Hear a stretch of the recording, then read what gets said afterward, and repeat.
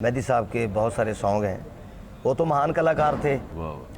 तो मुझे बचपन से ही उनका गाना सुनने का और उनका गाने का बड़ा शौक पैदा हुआ। उसने खुशबू की तरह मेरे पजराई के पहले। अस्सलामुअलैकुम नाजरीन, मैं हूं अबू बकर खान और आज हैं मेरे साथ आप सबके पसंदीदा और हर दिल अजीज़ अयूब मिर्ज़ा। अयूब मिर्ज़ा, कैसे हैं आप? जी अल्लाह का शुक्र, आप सुनाए? ठीक है, अल्लाह का शुक्र। आज आपसे कुछ ऐसी बातें करनी है जिसके बारे में नाजरीन जो हैं वो जानना चाहते हैं। आज कोई मैं कॉमेडी पे बात नहीं करूँगा आपके साथ, आपकी जो अपनी ज़िंदगी है ना उस पर बात करूँगा, ठीक है? उसमें फ़नकार भी आएंगे, उसमें आपके और जो भी मसाइल हैं वो भी आएंगे। आप मुझे ये बताइए कि जब आपने फील्ड स्टार्ट की थी उस वक्त सुना है कि आप कोई गवर्नमेंट जॉब किया करते थे? जी मैं सुई गैस की जॉब करता था फैसलाबाद में, ट्रांसमिशन में। तो ज़ाहद मिर्ज़ा साहब जनरल मैनेजर थे सुई गैस के, तो उन्होंने मुझे ये जॉब पे जो है ना मतलब तैनात किया और मैं फिर करता रहा जॉब। काफ़ी तकरीबन को 2-3 साल की है। उसके बाद फिर मैंने छोड़ दी। तो उसकी छोड़ने की वजह क्या थी? कोई ऐसी बात हुई वहाँ पे या कि कोई मसला बना? क्या इशू था? इशू ये था कि मैं ड्रामा किया करता था, स्टेज प्ले। तो फैसलाबाद के हवाले से, क्योंकि स्टेज जो किया है तो उस वक्त कॉटन मिल में प्ले चलते थे, उस वक्त किया करते थे पुराने दौर में। बड़े अच्छे प्ले थे वहाँ पे, और पार्टीशन का और हर तरह का जो उसकी रिक्वायरमेंट थी प्ले की, उसमें प्रॉप्स वगैरह पहनाते थे और बड़ा ही मतलब जो असल प्ले है वो करवाते थे हमारे से। तो रात दिन जो है ना मेहनत बहुत ज़्यादा थी उस काम में, तो करते थे मेहनत के साथ। तो रात भी जाग के गुजर जाती थी और दिन भी जागते गुजर और जाता मिर्ज़ा था। साहब, उस वक्त आपका मुआवजा क्या था सुई गैस में जब आप मुलाजिम थे? और आपकी शादी तब हो चुकी थी? शादी मेरी हो चुकी थी, यानी ये 83-84 का वाक़या है। तो शादी के बाद जो फिर वो काफ़ी सारी मुश्किलात आईं, और कहने को तो क्या कहूँगा, वो शादी ही मेरे लिए एक जो है ना प्रॉब्लम बन गया। उसकी वजूहात क्या बनी? यानी अक्सर हम शोज़ में भी सुनते रहते हैं, तो क्या ऐसी वजूहात आपकी तरफ से बनी या उनकी तरफ से बनी कि आपका रिश्ता जो है वो ज़्यादा देर चल ना सका? नहीं, मेरी तरफ से नहीं है, ये मेरा अल्लाह गवाह है। क्योंकि अल्हम्दुलिल्लाह हम बीइंग ए मुस्लिम झूठ नहीं बोलते और झूठ बोलना भी नहीं चाहिए। एक झूठ के बदले 1000 झूठ बोलना पड़ता है, लेकिन मैं झूठ नहीं बोलता क्योंकि वो हकीकत में वो लोग जो थे वो कुछ क्या कहेंगे उनको, लालची लोग थे कि खाना पीना लाना, वो पेके पाल जिसे पंजाबी में कहते हैं, वो थे। जो देना वो पेकों को, मापों को, माँ बाप को दे देना। और अपने घर में नई दुल्हन बन के आई है तो अपने खामन के घर में रहना चाहिए। तो मिर्ज़ा साहब, आपने इतनी ज़्यादा स्ट्रगल की है, कभी स्ट्रगल में ऐसा हुआ हो कि आपको किसी दिन भूखा सोना पड़ा हो? जी हुआ है, वो एक जरा दिन बताइए। नहीं, ये तकरीबन 2-2, 3-3 दिन हुआ। पानी पी के सो गए, ओहो। और पानी से पेट भर के सो गए, और ईंट अपने सर के नीचे रख के सो गए, और चावल भी बिखरे पड़े हैं, मीठा भी, कीड़े भी चल रहे हैं शेयर वहाँ पे कीजिए सो। नाजरीन के साथ कोई वाक़या, तो ये फैसलाबाद का या लाहौर का या मुल्तान का? ये हमारा वाक़या है स्ट्रगल दौर में, ये टोबा टेक सिंह का वाक़या है। तो एक घर में हमें रहने को जगह मिली, क्योंकि वहाँ पे होटल का रिवाज नहीं था और ना ही देते थे वो, बस ऐसे ही बुला लेते थे और प्ले करते थे, मतलब अच्छे तरीके से माकूल प्ले करते थे। तो मतलब प्रोड्यूसर घर ले लेता था किसी का, खाली घर होना, वो मिल जाना, कास्ट को ठहरा लेना, लड़कियों को कमरे मिल जाने, हमें बाहर वो बरामदे में सुला देना कि मर्द हजरात बाहर सो जाएं। तो वहाँ चावल बिखरे पड़े, रात को खाना खाया, वहीं दरियाँ पड़ी हैं, वहाँ ईंट पड़ी है, वो सर के नीचे रख के सो गए। तो पानी पी लिया, पेट भर के सो गए। तो खाना भी नहीं मिला, प्रोड्यूसर भी पैसे लेके भाग गया। प्रोड्यूसर को ढूंढते फिर रहे, यार किसी ने देखा है उसको, यार फलां बंदे को वहाँ देखा, यार वो सुना है कल पैसे दिए थे, यार वो देगा कल, यार हम बच्चों की रिस्क के लिए निकले हैं, यार वो नहीं देते। वो काफ़ी दिन नहीं मिला। तो फिर यानी ऐसे आपने खाए पिए बगैर ही आप सोते रहे हैं? जी सोते तो रहे। कभी ऐसा भी वक्त आया कि जब आपने जिस तरह एक दफ़ा बताया था कि आपकी फैमिली कैंसर का शिकार थी, जी मेरी, तो दवाई के लिए भी पैसे ना हुए हों और किसी ने मदद की हो? यानी उस वक्त अल्लाह ताला ही मदद करते हैं ना, लेकिन किसी बंदे के थ्रू करते हैं। मैं क्या बताऊँ अबू बकर साहब, आपको बताऊँगा तो आप बड़े परेशान होंगे। एज एन इंसान जो दर्द दिल रखता है, मेरी वालदा को कैंसर था और मेरे बाप को भी कैंसर था, मेरी बहन को भी कैंसर था, और मेरी छोटी बहन को भी कैंसर था, और एक बहन मेरी ज़हनी तवाज़ुन खो गई थी। उसकी तीमारदारी भी मैं ही करता था। भाई अपने घर में, माँ बीमार थी, मैं झंग में प्ले कर रहा था, तो मुझे पता चला कि तुम्हारी माँ अल्लाह को प्यारी हो गई। तो मैं वापस आया, अपनी मेहनत करने के लिए गया था, मैं रोटी कमाने के लिए गया था, तो वापस में माँ जो है मेहमान बन चुकी थी। तो बड़ी बहन थी, वो भी कैंसर की पेशेंट थी, जो अब्बू थे वो भी कैंसर के पेशेंट थे। अपना घर था, अपना घर भी वो उन्होंने, बड़े भाई ने बेच दिया। कुछ रिश्तेदारों ने देखा, कुछ उनके मुंह में आ गए, कुछ उनकी नज़रों में आ गए, तो मेहनत से मतक्का लगाए रखा और मेहनत को ही अपना ओढ़ना बिछौना समझा। जैसा कि मेरे वालिद साहब थे, एक टांग से माजूर थे, उनको भी कैंसर था, तो उनकी खिदमत भी मैंने की। मेरा साहब, जो हकीकत जो होती है ना, वो इंसान के अंदर से बोलती है। सही कह रहे हैं। इंसान के अंदर का दुख या उसके यानी आप जख्म जो है चेहरे से नुमाया। इस ज़माने से शिकायत है आपको कि जब इस तरह का वक्त मेरे पे आया तो किसी ने साथ दिया आपको? ज़माने की बात मत करें अबू बकर साहब, ज़माना तो किसी को खाते भी नहीं देख सकता, ज़माना किसी को पहनते भी नहीं देख सकता। ज़माना बहुत संग दिल है, ये कोई ड्रामाई बातें नहीं है, ये कोई फिल्मी बातें नहीं है। मैंने अपनी हकीकत को बयान जो किया है और कर रहा हूँ। देखिए, फैसलाबाद में हमारा अपना घर था और अल्हम्दुलिल्लाह मेरी अपनी गाड़ी थी, मेरे भाई की अपनी गाड़ी थी, मेरा अपना मोटरसाइकिल, मेरा अपना सारा कुछ, पौधे लगे हुए, एक किनाल का अपना घर था। ये जो आज बड़े बड़े स्टार हैं, मतलब अल्लाह ताला उनको और इज़्ज़त दे और भी फलें फूलें, अल्लाह ताला उनको और दे। तो मैं कहने को तो बहुत कुछ कह सकता हूँ, लेकिन मैंने उनको देखा है, मेरे साथ घुमा करते थे मेरे साइकिल पे। शागिर्द थे आपके? शागिर्द नहीं कहा जा सकता, वो माने तो उनकी अपनी खुशी है, क्योंकि जो हर सीनियर होता है ना, वो उस्ताद का दर्जा रखता है। तो अगर समझ ले तो मेरे साथ सेल्फियाँ बनवाया करते थे। मैं जब थिएटर में जाना, मुझे मुँह छुपा के जाना पड़ता था। मेरी आवाम, मेरी ऑडियंस, मेरे व्यूवर्स मुझे बहुत प्यार करते थे। उस वक्त ये मोबाइल का रवाज नहीं था। यहाँ पे मिर्ज़ा साहब, एक मैं छोटा सा सवाल करूँगा कि आपने जिस तरह कहा कि आपकी पूरी फैमिली जो है वो सफ़र कर रही थी उससे, तो उस वक्त ये आपके पास अरूज नहीं था जो आप अभी मुझे बता रहे हैं? अरूज देखिए, यानी ये उस सारी इंसिडेंट के बाद का वाक़या या पहले का, जब आपको गाड़ी, घर, ये वो सब कुछ था? ये उस वक्त का वाक़या है जब मेरी वालदा फौत हुई हैं। उससे पहले अल्लाह का फजल था, स्विगी गैस में जॉब करता था, मैं अपनी गाड़ी पे जाया करता था, चीफ इंजीनियर साहब के बराबर में गाड़ी खड़ा करता था, और वो कहते थे यार किसकी गाड़ी है। मैं पीएन की ड्यूटी करता था, फिर मैं वेल्डर हुआ, हमें टीएडीए मिलता था, सारा कुछ था। सब लोग कहते थे यार ये गाड़ी ला के खड़ी कर देता चीफ इंजीनियर के बराबर, ये कौन है। तो यकायक ये सारा बदला कैसे, यानी कि एकदम से तलपट कैसे हुआ? ये हालात की नज़र हो गया। अच्छा, जब एक घर में 4 पेशेंट, 3 पेशेंट जो कैंसर के होंगे, एक कैंसर का पेशेंट जो है ना वो मान नहीं होता। बिल्कुल। तो अगर 4 पेशेंट होंगे तो उनको डील करेगा वो बंदा, तो वो क्या करेगा, अपना आप संभालेगा, वो गाड़ियाँ संभालेगा, वो घर संभालेगा, वो बंगले संभालेगा, वो अपनी इमारत संभालेगा।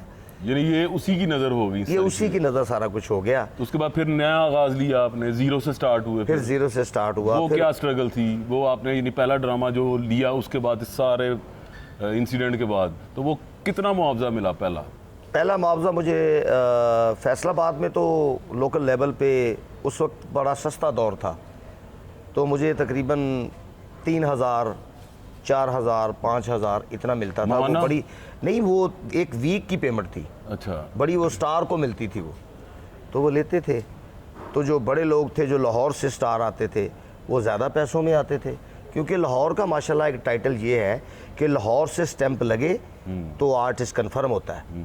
लाहौर की स्टैंप नहीं लगी तो चाहे पूरे वो वर्ल्ड में घूमे, उसका कोई भी गारंटेड नहीं है, उसकी कोई ब्रांड नहीं है, उसका कोई भी मतलब जो है ना वो नहीं है कि स्टैंप लगी, कोई रजिस्टर्ड नहीं है वो। अच्छा मिर्ज़ा साहब, ये तो बात होगी ना कि आपकी स्ट्रगल की, वो जो पूरा ख़ानदान आपका बीमार हुआ, फिर वो आपने एक बड़ा कहते हैं ना वो खौफनाक अलमिया देखा जी।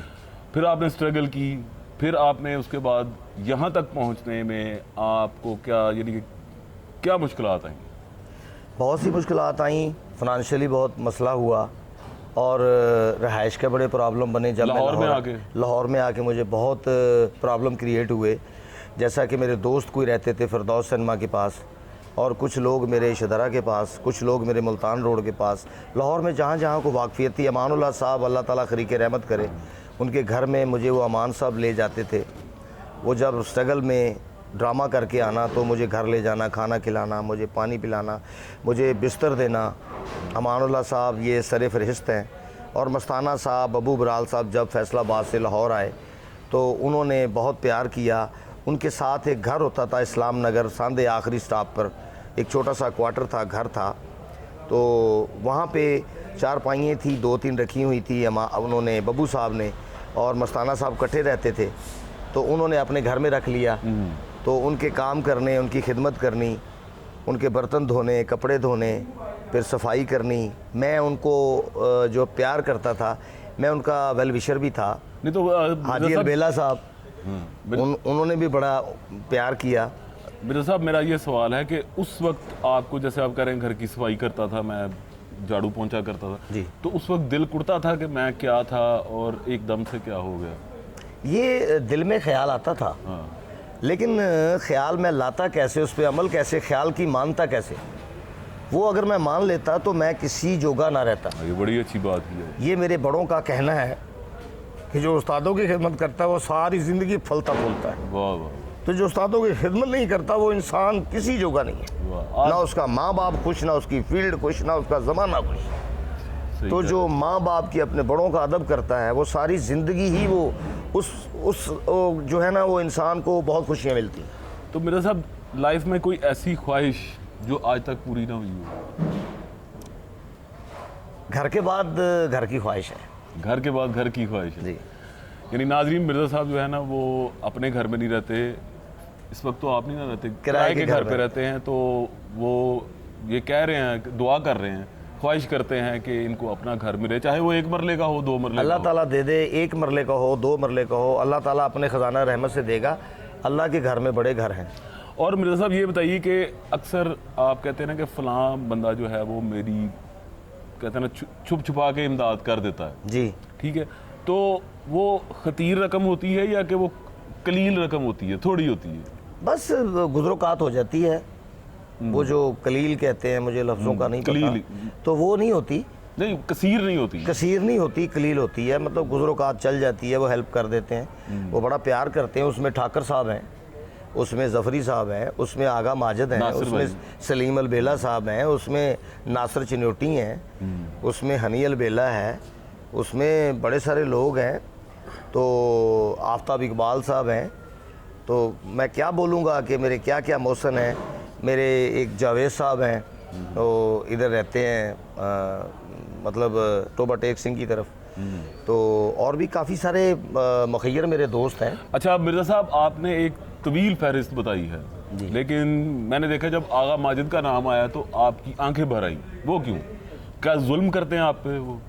नहीं, कोई शिकवा आपको उनसे, कोई शिकायत है? शिकायत होते हैं, वो अपने बाप से भी होते हैं, अपने भाइयों से भी होते हैं, अपने रिश्तेदार अहबाब से भी होते हैं। मुझे बड़े शिकवे हैं आगा साहब से। मसलन मिसाल के तौर पे जैसा कि आप देखें, बाज़ लोग बाहर के मुल्कों में जाते हैं। अब हाल ही में कुछ लोग बाहर से आए हैं जी। वो लोग जाते हैं, हम भी जाएंगे। आगा माजिद बड़ा ही अलबेला आदमी है, बड़ा मज़ेदार बंदा है वो। उसका ये मुझे रूठे को मनाता है। अच्छा। और मैं चला जाऊं तो मुझे वो मना के लाता है। लेकिन ये भी आप कहते हैं कि वो हंसते हुए का रुला भी देता है, जैसे आपको अक्सर रुला देता है। नहीं, वो देखिए, रुलाना कोई बात पे ऐसा होता है। मैंने भी 1-2 दफ़ा देखा ना, आप बड़े परेशान हो जाते हैं उससे। ऐसे मसले मसाइल हो जाते हैं जो इंसान रो भी पड़ता है, फिर रोते को चुप भी कराता है। बड़ी सारी बातें होती हैं। मुझे ये मेरे से वो मुझे कहता है तो मेरा बड़ा दिल दुखाता है। तो फिर मैं उसे कहता हूँ तू मेरा बड़ा दिल दुखाता है। नहीं, आप अक्सर औकात उनके घर जाते हैं, ठीक है, लेकिन आपने पिछले 3 में जब से मसीहा आपने ज्वाइन किया, आप 4 माह 5 माह नहीं गए, तो उसकी क्या वजह थी? बस वो वजह ये थी कि कुछ काम में मसरूफियत ऐसी थी, कुछ हर बंदे की अपनी एक तरंग होती है, अपना मूड मिजाज होता है, बंदा अपनी ज़िंदगी भी जीता है। 24 घंटे दोस्तों को टाइम नहीं दिया जाता, मतलब सारी ज़िंदगी वो लाइफ एक जैसी लाइफ नहीं रहती। तो इंसान बदलता है, टाइम बदलता है, वक्त बदलता है, मौसम बदलता है। अच्छा मिर्ज़ा साहब, अब मैंने आपके साथ होशियारियों में काम किया, आगा माजिद भी थे वहाँ पे, आप भी थे। आगा माजिद ने कभी आपको अदाकारी के या परफॉर्मेंस के दौरान सही थप्पड़ मारा है जो आपको फील हुआ हो कि माइम नहीं है? नहीं, कोई ऐसा नहीं हुआ। लगे भी तो माइम ना भी हो तो फिर भी हम उसको मतलब फील नहीं करते कि ठीक है, काम है, काम में हो जाता है। नहीं, वो एक सेगमेंट होता था ना आफ्ताब साहब के पास, ओए बादशाह, वो जिसमें आप आके कहते, तो मैंने अक्सर औकात देखा था कि आप काफ़ी देर वो ना सहलाते रहते थे अपने आप को। वो जब गुस्सा मेरे लगता था ना, तो फिर मुझे चोट आती थी। उसमें ये था कि एक तो होता है माइम करना, माइम ये नहीं होता कि ऐसे ला के मारना, वो माइम नहीं है। अच्छा। माइम होता है ऐसे ला के मारना, ऐसे ऐसे, इसको माइम कहते हैं। अच्छा, आप अब ईमानदारी से बताइएगा कि हमारे यहाँ कौन से ऐसे आर्टिस्ट हैं जो कि माइम नहीं करते? देखिए, ज़्यादा आर्टिस्ट हैं जो कि माइम वाले हैं और कम लोग हैं जिनके हाथ में माइम नहीं है।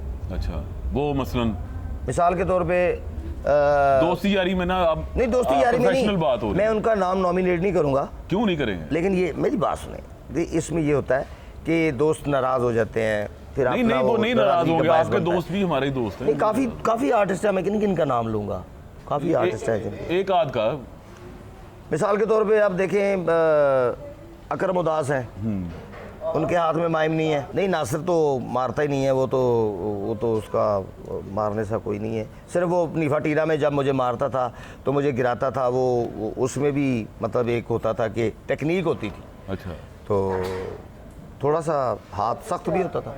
और किसके हाथ में नहीं है? यानी बब्बू राना भी है वहाँ पे, और भी बड़े आपने फनकार हनी अलबेला के साथ किया, सलीम अलबेला के साथ काम किया, आगा माजिद का तो मेरे ख्याल से माइम भी जो है वो पूरा, वो कहते हैं ना, वो गार्डर लगता है। नहीं, माइम उसके हाथ में इतना नहीं है, मतलब दरमियाना सा माइम है। हाँ, दरमियाना माइम है, हाथ सख्त है उनका। अच्छा, सख्त है उनका।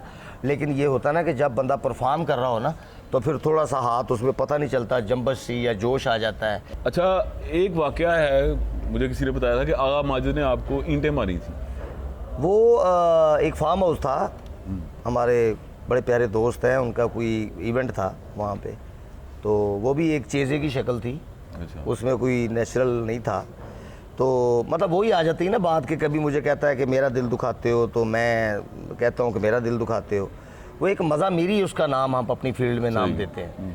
तो ऐसे ना, मतलब वो मैं, हालांकि मारी नहीं उन्होंने ही, तो मुझे मारते तो फिर तो मुझे लगती, लेकिन वो ऐसे मतलब पीछे पीछे मेरे भागे, मतलब हंसी मजाक के साथ, फिर मैं आगे वो मेरे पीछे पीछे। अच्छा, मैंने देखा है कि आगा माजिद की जो बातें ना, आप उसको ना कवर करके निकल जा रहे हैं। नहीं, कवर नहीं करता। नहीं, मेरी बात सुने ना, मेरी बात सुने। कहने वाले ये भी कहते हैं कि आपको आफ्ताब साहब के पास, हारून रफीक साहब के पास और यहाँ पे आगा साहब ने काम दिलवाया। जी, आगा साहब, ठीक है, ये बात आगा साहब, ये पौधा आगा साहब के हाथों का लगा हुआ है। सलीम अलबेला साहब, नासिर चिनोटी, हनी अलबेला। एक बात तो ये है कि आप कह रहे थे कि मैं सबसे ज़्यादा सीनियर हूँ, ठीक है, तो फिर ये पौधा बार बार दूसरी क्यारियों में क्यों जा रहा है और ये फल क्यों नहीं दे रहा? ये आगा साहब कहते हैं। देखिए, ये आगा साहब का कसूर नहीं है इसमें, पौधे का कसूर है। पौधे का कसूर भी नहीं है, ये पौधे की किस्मत का कसूर है। अच्छा, क्यारी सही नहीं मिल रही, क्यारी सही नहीं मिल रही, ग्राउंड सही नहीं मिल रही। पहली ये मैं मिली थी। मस्तियाँ में आया हूँ। हाँ। अब मस्तियाँ में आया हूँ, मुझे बोलने का मौका मिला और मैं यहाँ फ्री हैंड होकर, टेंशन फ्री होकर काम कर रहा हूँ। मुझे पैसे वक्त से मिलते हैं, मैं काम बड़े मज़े से कर रहा हूँ, अपनी मौज से कर रहा हूँ। आर्टिस्ट जैसे इंडिपेंडेंट काम करता है, मैं वो काम कर रहा हूँ अल्हम्दुलिल्लाह। आपकी सेहत भी बेहतर लग रही है और मैंने देखा कि अक्सर आप यहाँ पे भी ना शाकी होते हैं, शिकायत कर रहे होते हैं कि यार मैंने बोलने नहीं देता सरदार कमाल ने। हाँ, सरदार कमाल से याद आया कि सरदार कमाल के साथ कोई आपकी प्रोफेशनल है, आपस में थोड़ी सी लगती? हाँ, ये शुरू से थोड़ा सा ना मेरे साथ रिक्कत रखते हैं। क्यों? पता नहीं क्या, अब हर बात मेरे पे पंच, हर बात मेरी बुराई पे, मतलब कोई बुराई करके उसके पे पंच, कुछ मेरे बच्चों पे, कुछ मेरा एक दौर था, मेरा ज़माना था जो कि मुझे बनाया गया था कि ये कुछ ज़हनी पेशेंट है, फलां है, ये वो।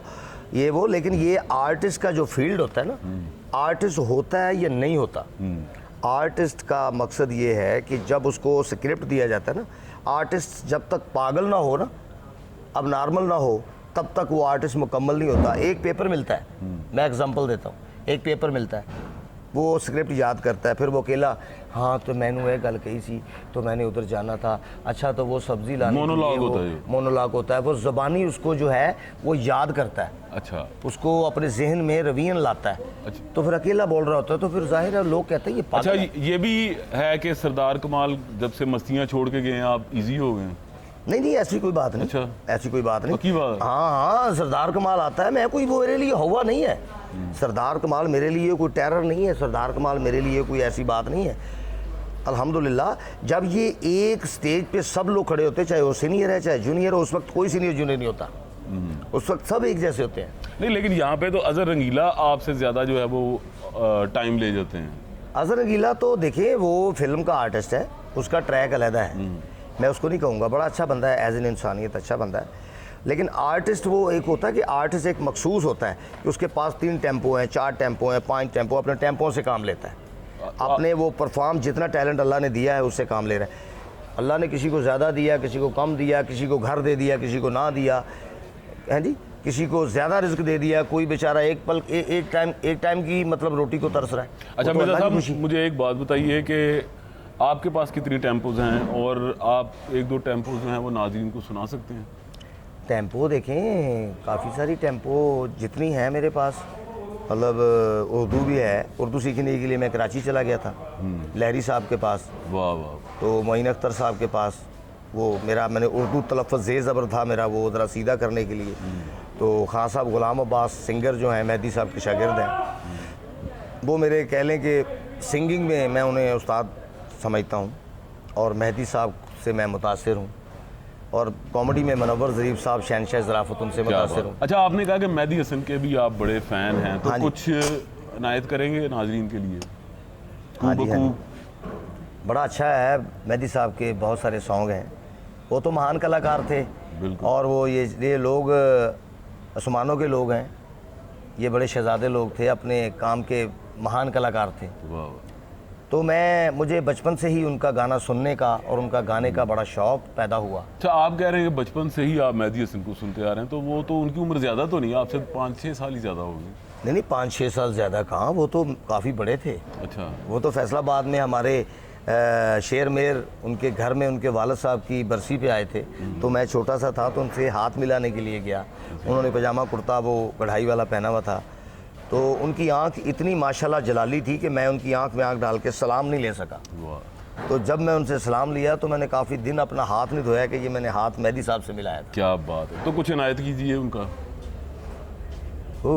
बकू फैले गई बाते शनासाए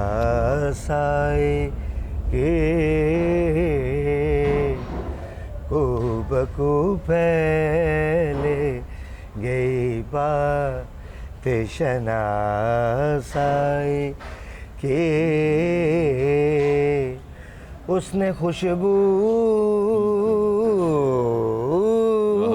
की तरह मेरे पज़िराई के, बकू पहले। ये क्या बात है। तो नाज़रीन, मेरे साथ थे अयूब मिर्ज़ा, आपने इनकी ज़ाती ज़िंदगी के बारे में भी सुना और फ़नी ज़िंदगी के बारे में भी सुना, और हम दुआगो हैं कि मिर्ज़ा साहब जो हैं वो हमारे साथ हमेशा इसी तरह रहें, सेहतमंद रहें, हंसते खेलते रहें, और गम और तकलीफ़ कभी इनके पास भी ना आए। बहुत शुक्रिया मिर्ज़ा साहब। अल्लाह आपको भी खुश रखे।